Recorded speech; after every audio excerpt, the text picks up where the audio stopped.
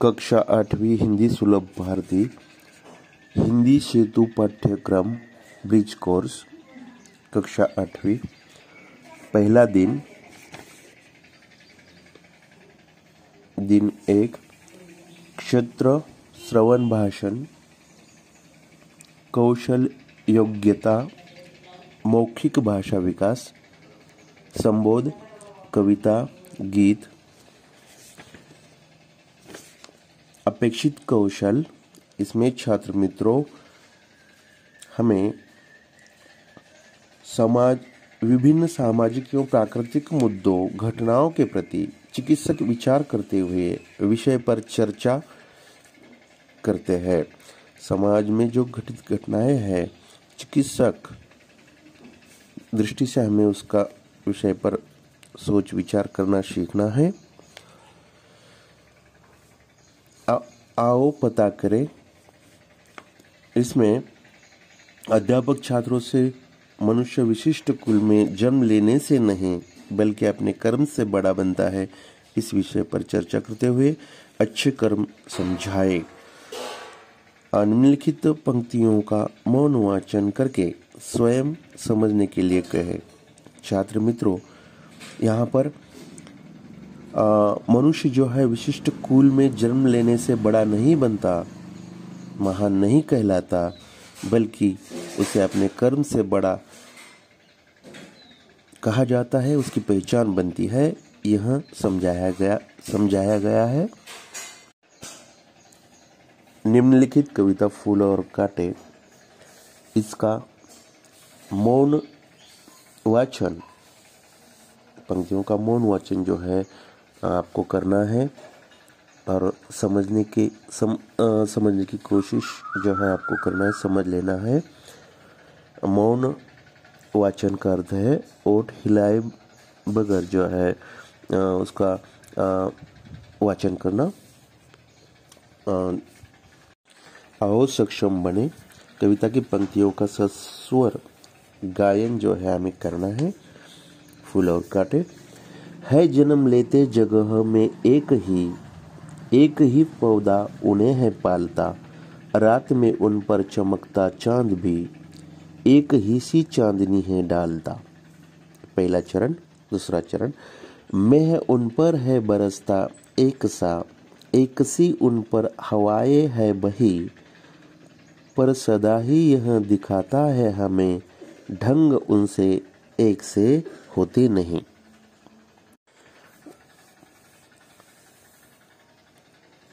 छात्रों से संवाद करते हुए गुलाब के फूल के संबंध में ज्ञान परखना। आपको गुलाब के फूल और अलग अलग नाम सूची जो है तैयार करना है। उसके बाद नंबर 2 कृति जो है छात्र मित्रों, अध्यापक छात्रों को आसपास के पेड़ पौधों का वर्गीकरण करने के लिए कहे। छात्र मित्रों हमारे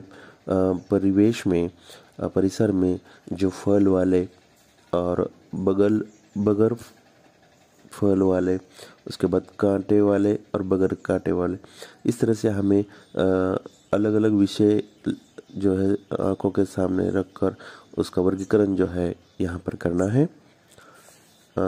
यहाँ पर हमने जो अध्ययन किया है उस पर आपको अभ्यास जो है आओ अभ्यास करें।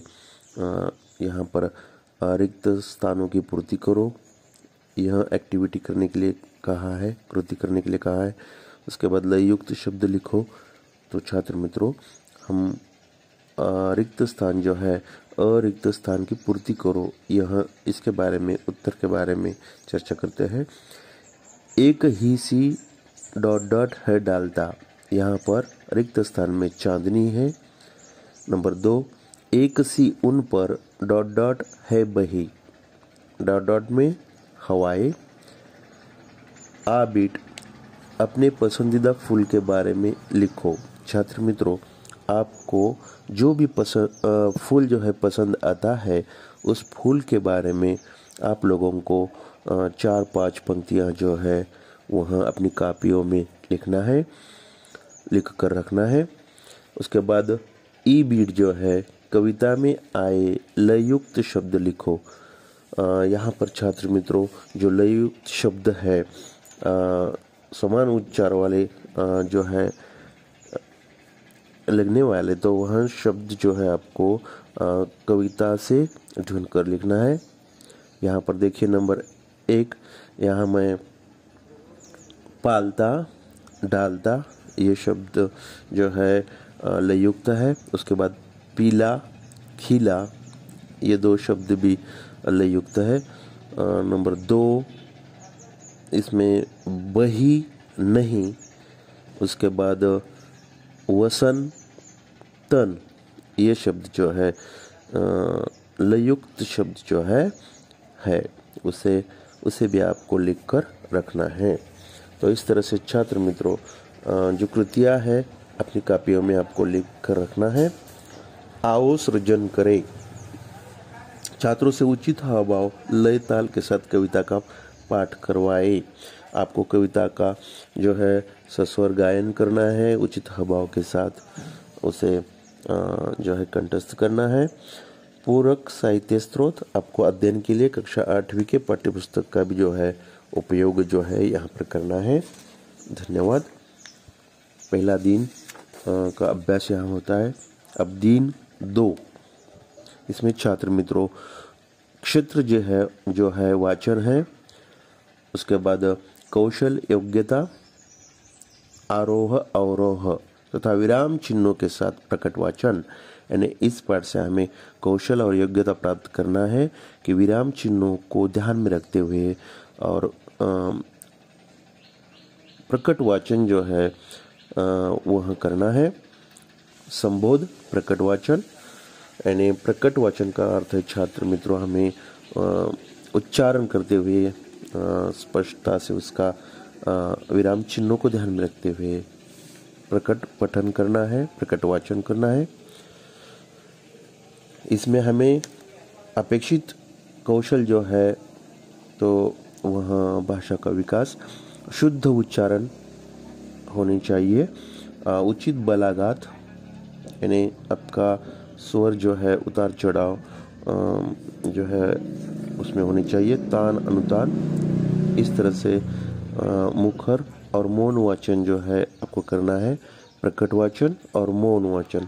प्रकट वाचन जो है वह सस्वर उच्चारण के साथ होता है और मौन वाचन जिसे हम नेत्र वाचन भी कहते हैं, ओठों को जो है बगैर हिलाते हुए ये मौन पठन जो है वाचन जो है करते हैं। तो यहाँ हमें मुखर या प्रकट वाचन जो है इस परिच्छेद का करना है, उच्चारण पर भी ध्यान देना है। ये जो है परिच्छेद अपनी कापियों में लिखकर रखना है। आओ पता करें।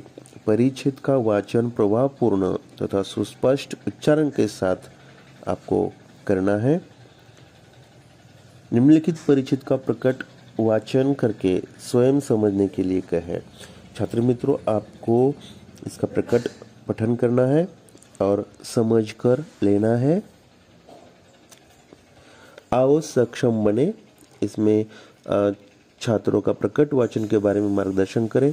तो इस तरह से छात्र मित्रों प्रकट वाचन जो है इसमें शुद्ध उच्चारण, उचित उतार चढ़ाव, हाव भाव, आरोह अवरोह तथा विराम चिन्हों पर आपको ध्यान देना है।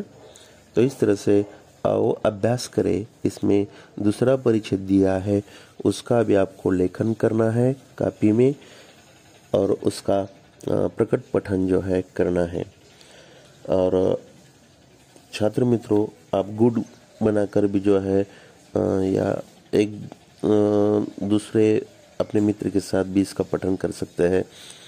तो इस तरह से यहाँ पर परिच्छेदों को लिख कर लेना है और उसका प्रकट पठन करने के लिए कहा गया है। धन्यवाद।